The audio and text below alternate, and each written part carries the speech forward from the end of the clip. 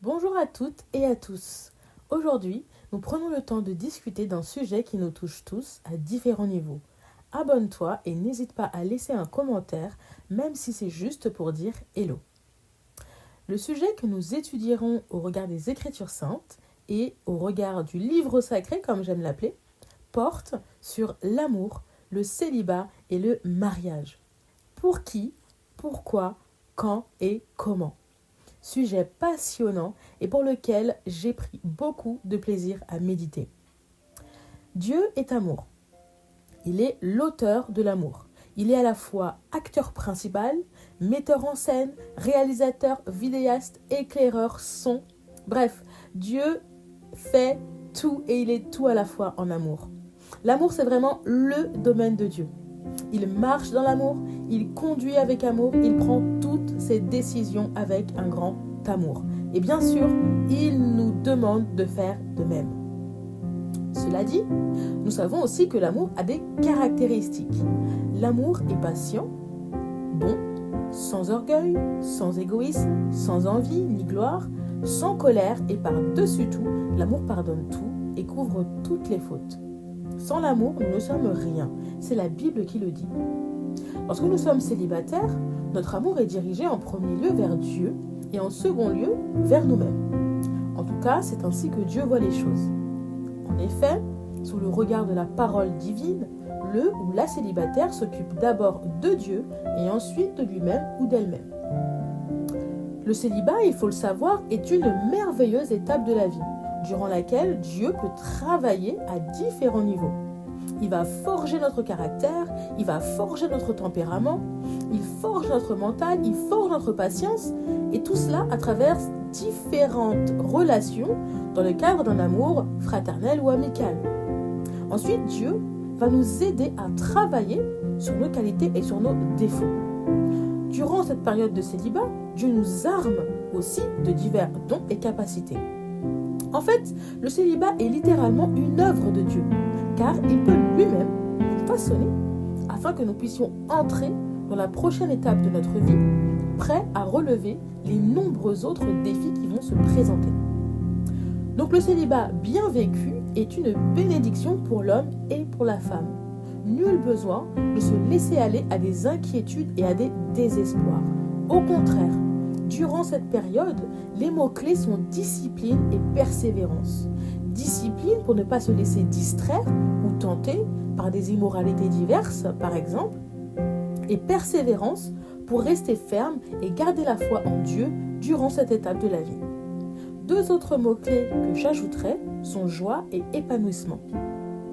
Joie pour que ton célibat soit une période joyeuse et heureuse. Et épanouissement pour que ton célibat soit une période d'épanouissement dans tous les domaines, personnels, amical et autres.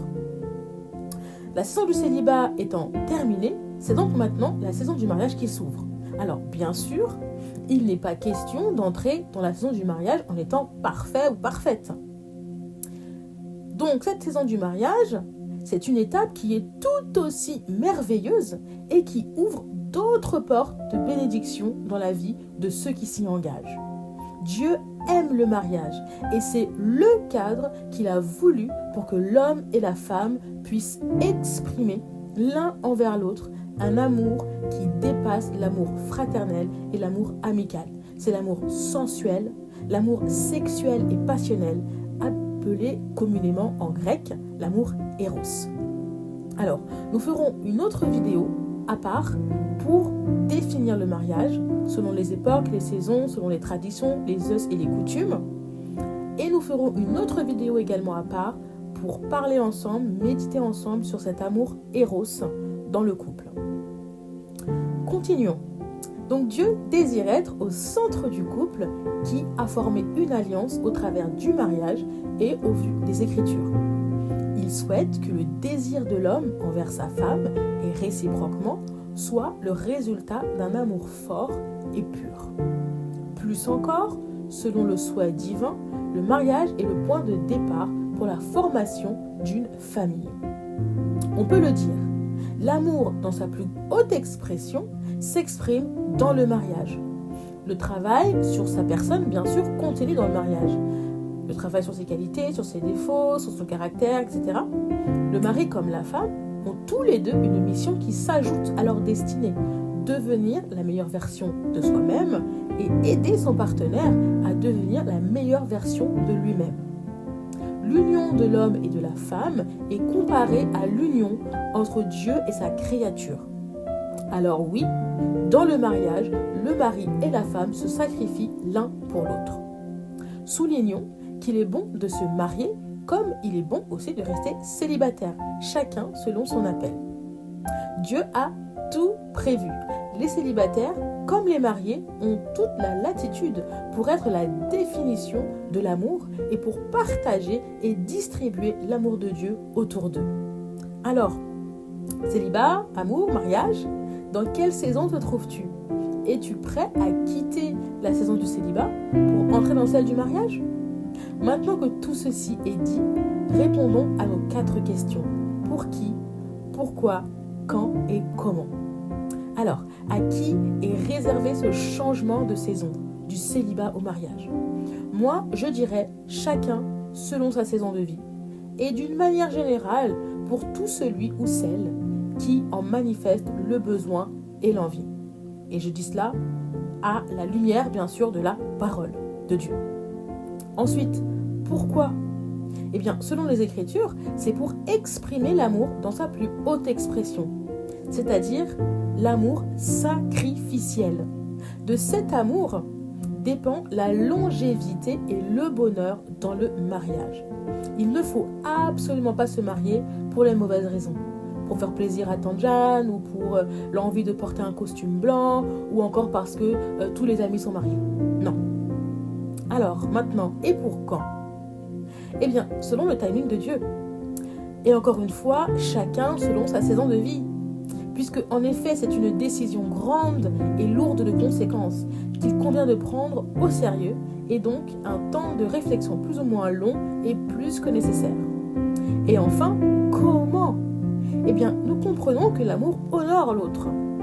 À la lumière de la parole, si on est prêt à quitter son célibat, il faut le faire d'abord en s'honorant soi-même, en honorant l'autre, en respectant les familles, en faisant tout par et avec amour selon les principes divins.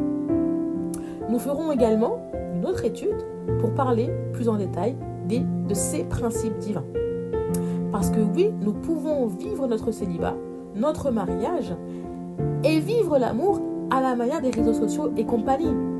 Mais nous sommes de ceux-là qui veulent vivre l'amour dans le célibat ou dans le mariage de manière équilibrée et selon les principes divins exprimés dans les Écritures.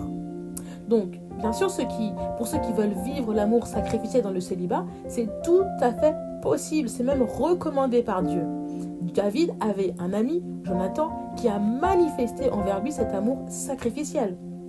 Donc notre statut actuel ne doit en aucun cas nous empêcher d'être des vecteurs de l'amour divin. Tout avec sagesse et équilibre. J'espère que cette petite étude vous aura permis de comprendre que vivre un célibat épanoui est primordial pour vivre plus tard, pour ceux qui y sont appelés, un mariage épanoui.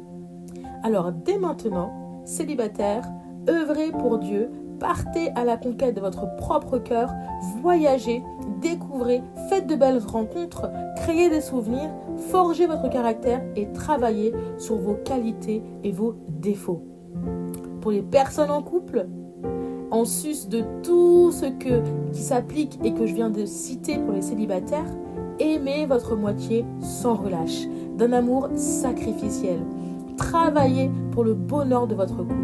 Allez chercher et créer ce bonheur et profitez d'une relation amoureuse épanouissante dans tous les domaines. Voilà, c'est tout pour moi. Abonnez-vous et n'hésitez pas à laisser un commentaire. Je serai ravie de continuer à discuter de ce sujet avec vous. God bless you.